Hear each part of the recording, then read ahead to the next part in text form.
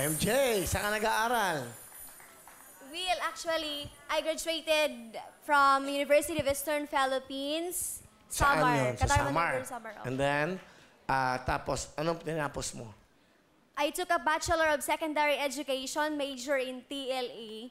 And I TLE? Yes, Technology Livelihood Education. And TLE. yun, pinalad po makapasa sa LET, Licensure Examination for Teachers. Wow, congratulations. Wow. So ikaw, since elementary, may award ka na. Yes, Will. Noong elementary, nag-graduate ako as honor student. Actually, with honors lang. Tapos noong high school, I also had medals, awards. 5th honor po. Okay lang, and then? In college, I graduated as cum laude. Cum laude. Sarap ng feeling, no? Di ba, pag siguro, nung umakit yung nanay-tatay mo sa entablado, proud na proud sila sa'yo. Yun nga po, Will. Nung mag-graduate ako, yung kuya ko lang po yung pumunta doon. Kasi I came from a broken family. Yung mama ko tsaka yung papa ko, naghiwalay sila. Bata pa lang ako, tapos iniwan pa ako ng mama ko sa lola at lolo ko. And then sila po yung nagpaaral sa akin. Kaya po, thankful po ako sa kanila. Kasi kahit wala yung mama ko, at least sila po, itinaguyod nila ako. Kahit na hindi, kahit di ba po lang ako, itinaguyod nila ako para makapagtapos po, Will. Ang papa mo, anong trabaho? Di ba po, hiliwalay sila ni mama. My papa is, soldier po siya. Sundalo ang papa mo, okay? Oo, Kuya Will. Tapos hindi ko po siya kilala. Hindi pa po kami nag-meet in person. Kasi po, ayaw po ng lolo ko na ipakilala ko sa kanya. Kasi nga, di ba yung papa ko soldier, marami yung babae. Kaya hindi po boto yung lolo ko sa kanya. So, ever since, hindi mo pa nakikita ang papa mo. Hindi Pero pa. kilala mo ang pangalan. Opo. Sige, ito na yung chance mo. Maraming nanonood. Papa, kung saan ka man ngayon, sana po.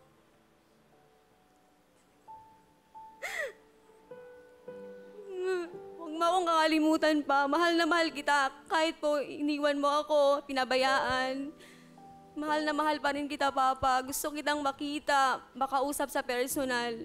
Habang buhay ka pa, kung buhay ka pa man ngayon. Ano pangalan ng papa mo? Gilbert po. Gilbert. Arhinio po. Sige, sino kasama mo?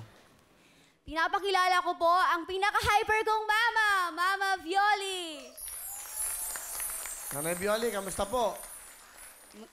Mabuti po, Will. Hindi pa niya nakikita yung papa niya? Talagang hindi pa? Hindi pa ho eh.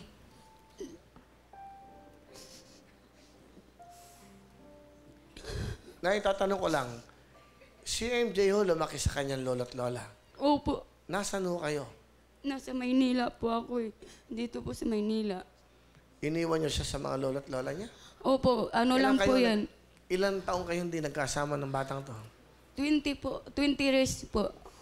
Nandi mo siya nakita? Opo. Kailan lang kayo nagkita? Nung ano po, 1 month lang po. Itong ano lang po. Ah, bago lang. Opo. For 20 years. Kilala mo bang nanay mo, MJ? Kilala mo ba siya? Yes po, kasi nung bata pa ako, meron mong mga pictures si mama, yung lola ko, pag pupunta po dito siya sa Maynila. Tapos pag uuwi po sa Samar, may pinakikita po sa akin ng mga pictures. So, kilala ko po siya sa picture, true picture lang po. Sa last month lang kayo nagkita ng nanay mo? Yes po. Ano naramdaman mo? Sa kayo nagkita? Dito po sa Maynila kasi pinadalhan po niya ako ng pera. Yung si Tito daw po yung nagbigay na pera yung asawa niya ngayon. Tapos gusto niya makita ako. Yun din po kasi willing po ako. Actually po ayaw po ng lolo ko na papuntahin ako dito kasi syempre di ba napabayaan ako ng higit 20 years.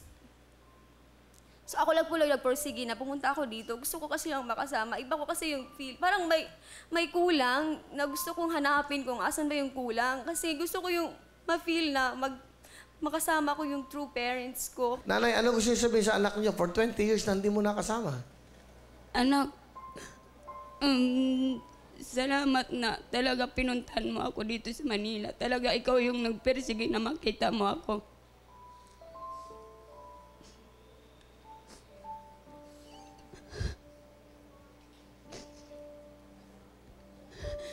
Sana mapatawad mo ako yung ginawa ko sa'yo na hindi kita inalagaan. At saka, alam mo anak, sobrang pagmamahal ko sa'yo. Pero hindi ko magawa nung araw kasi, alam mo yan, bata pa ako. Kaya, inano ako ng nanay ko na pinagpili niya ako kung umalis ako o hindi. Kasi dahil nga nung tatay mo, ginugulo niya ako. Kaya inano ako nila dito, hinatid ako nila sa Maynila dito sa pinsan ko.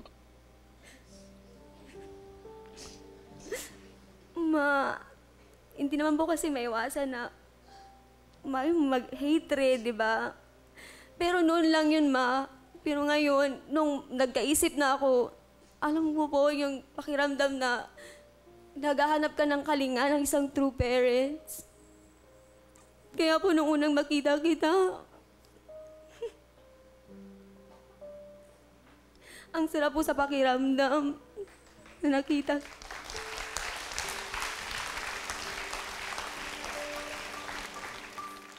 Swerte ka, meron ka pang nanay. Marami dyan, uli lang lubos. Swerte ka pa rin. Okay? Anyways, may kasama ka pa. Sino yung kasama? Sino yan? Napakilala ko po ang gwapo kong boyfriend, Kita mo? JP. Hi, paring Will. Magandang hapon. Nakikita kita kanina, lumuluha ka eh. Bakit ka umiyak? Ikaw pala yung boyfriend niyan. Opo, paring Will. Ilang taon na kayo?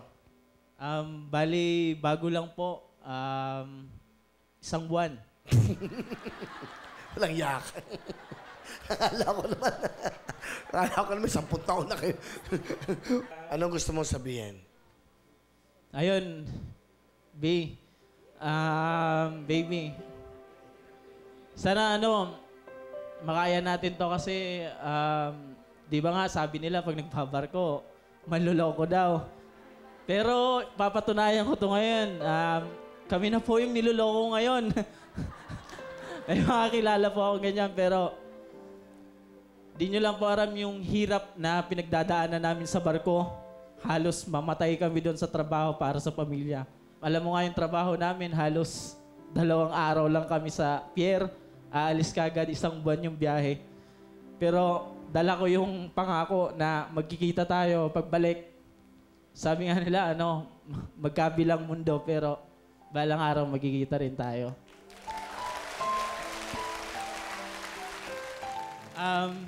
Baby, I love you. Thank you, baby. Alam ko naman, may trust ako sa'yo, baby. Kaya po, kahit sa dadami-dami lang sinasabi nila na manluloko daw kayo, marami yung sinisira sa'yo, pero hindi ba ako naniniwala sa kanila kasi may trust po ako sa'yo. Sana hindi mo sirain yung trust ko. Kasi siguro deserve ko naman na na hindi mo ako lokohin kasi mahal kita.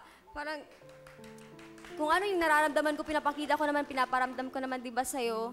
Sana yun nga, hindi mo ka magloko. And I love you too. Sa barko? Sa barko?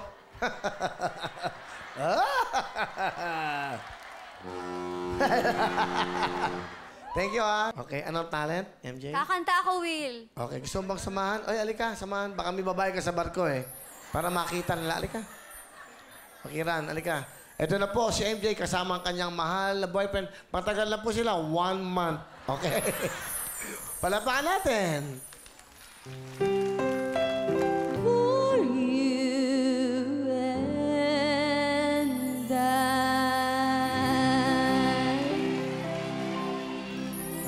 Okay. Gentleman eh. Gentleman eh. Okay, okay lang. Galing ah. If we hold on to meron kang 10,000 ha.